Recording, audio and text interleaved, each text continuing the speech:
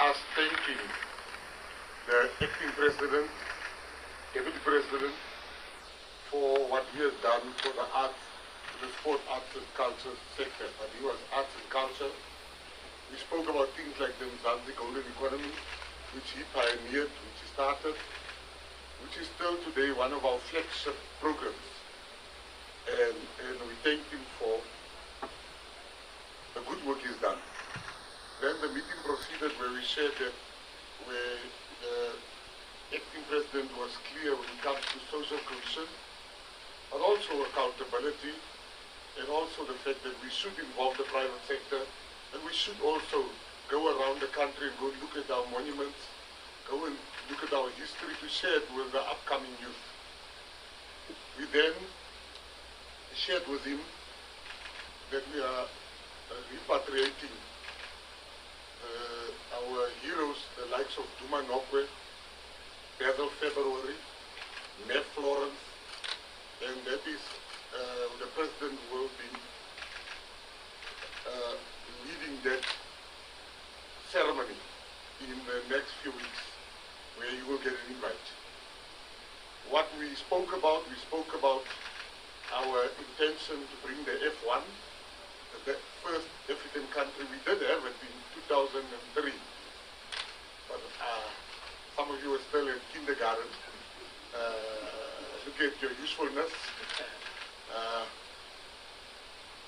We spoke about Power Slam that we intend to bring to South Africa, normally known as Chisampama. We spoke about our world champion Drinkers being the world champion UFC fighter, and we spoke about the fact that we want to bring, that we are nearly there to bring UFC, the next world championship fight, to South Africa and Africa as a whole. We then spoke about the more important issue, that social cohesion. We must be honest as a country that we are not where we were. We are not where we want to be. But we are definitely not where we were. My job is to make sure that we get there. Many people also speak behind my back and behind corners. And I'm not the first minister they said that about. When it comes to the Department of Sport, Arts and Culture, that this is a junior department. This is a department that's not being taken serious. But when you go to places like France, they congratulate me and say, you've got the most important minister. The Deputy President, acting president now told me, when I do this, I'm not saying this is the Deputy President. Because I see Rakis is smiling. I say the deputy, then I speak with my hands. He also told me that in Italy, people feel the same way about the arts, that is part of the golden economy. And we are going to bring social cohesion. We are one nation. We are the children of Nelson Mandela. We should not let those ones that want to detract us, those ones that want to separate us, those ones that want to divide us, we should not even give an ear to those. We should lend our ears to people that come with ideas for us to go forward. And one of the most important things we discussed was the fact that we shared with the acting president that for 30 years in this country, the same conversation about transformation in sport has been happening.